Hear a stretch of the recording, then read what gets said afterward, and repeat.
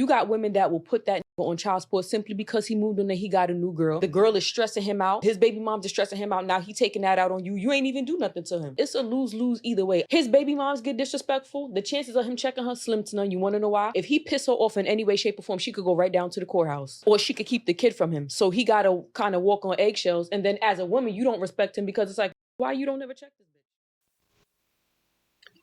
I just had to hop on here real quick to talk about bitter baby mamas. Now, I've never considered myself to be a baby mama, but aside from my husband, I do have a child with my high school sweetheart, who I refer to as my child's father, because he's not a baby daddy and I'm not a baby mama. And I'm definitely not bitter about the breakup. So it's hard for me to understand, and I don't have to be in the situation to really understand it, but it's very difficult for me to understand why any single mother would have a problem with the father of her child picking up the child for visitation, spending time with that child. We're not calling it babysitting because we don't babysit our own children. We parent them. So, as a single mother of multiple children, why would you not take advantage of an opportunity to have one less child in the house, one less person to care for, one less young child to run after? When the child is with someone who you know is safe, who you know loves the child, and who you just so happen to have had a bit of breakup with. You're damaging the child. The anger is never going to leave until you get over it. I understand. I've also been in a position where someone let go while I was still holding on. But I had to tell myself, okay, it didn't work out. It's not the end of the world. You live to see another day. Do you go through a grieving period? Yeah, because it's a loss.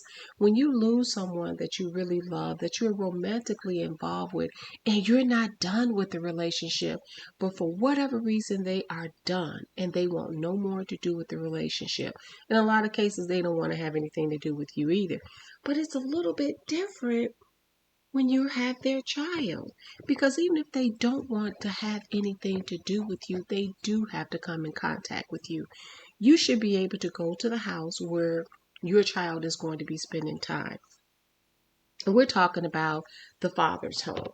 So your child's father lives separately from you because you guys have broken up. Okay, we get that.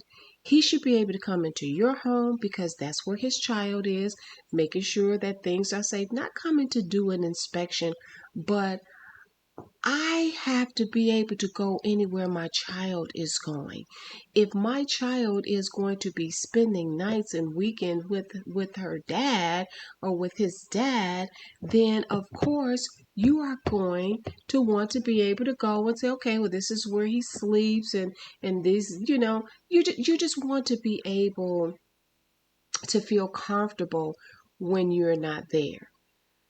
But to be angry months after month and year after year, I'm not talking about being hurt. I know sometimes it takes a long time to get over a failed relationship. But the anger, why are you angry? I mean, you have to realize that things just don't work out sometimes. And you're being mad about it is not going to make it work out. In fact, it decreases, if not eliminates, the chance that you could ever get back together. Some couples actually do go through hard breakups, even marriages, and they get back together.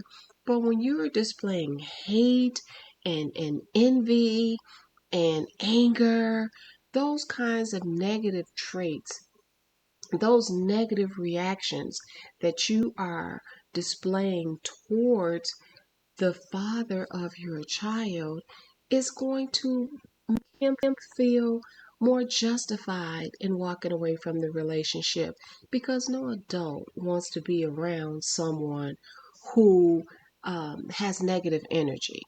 And then You come to get your child, and the only thing you want to do is spend time with that child and let them know that even though I'm no longer with your mother, I still love you. I'm still your dad. I want to be a part of your life. Why would a mother ever stop a father from doing that? Money aside, let's take for instance, this man doesn't have any money. He's not working, but he wants his child.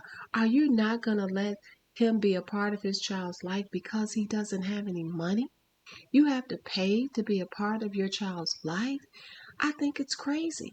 I think there's more anger when the father of the child enters into a new relationship. And that's where the real anger comes from. It's anger, but it's also coupled with jealousy. And that is really, really a horrible combination. It's a recipe for disaster. So nothing good is going to become of that. And when you are harboring these ill feelings towards your child's father, your child hears it, your child sees it, and sometimes if the child is of a young, impressionable age, it's going to be easy to turn that child away from the father. Parental alienation is what it's called. It's wrong and it's illegal. You really should not be doing that. So if nothing else, if you can't get past your own feelings, if you can't get past your own hurt, your own separation anxiety, or whatever it is that you're going through, think of the child. Think of the child having both of his or her parents. Think of that child having what could be the best of both worlds. There are some co-parenting situations where a child has all of their toys at mom's house and also at dad's house. The child gets to go on vacations with mom and also with dad. So rather than feeling broken, the child doubles up on the love, doubles up on the care, and the child gets to see sometimes two different types of households. Maybe there's one household where the child is the only child in the house, and then when they're back home with mom, they're there with siblings. And so, it's a different type of dynamic when you're able to play around with your siblings versus when dad is taking you someplace where you get to play with other children, at like a Disney World or Chuck E. Cheese or something like that. Please, mothers, bitter baby mamas, stop doing this to your children. You're hurting them. You're damaging them. And when they get old enough, if they ever find out, especially because it's documented on social media, trust me, you're going to have some issues with that child. You yourself may become alienated by that child. Don't forget to like, share, and subscribe.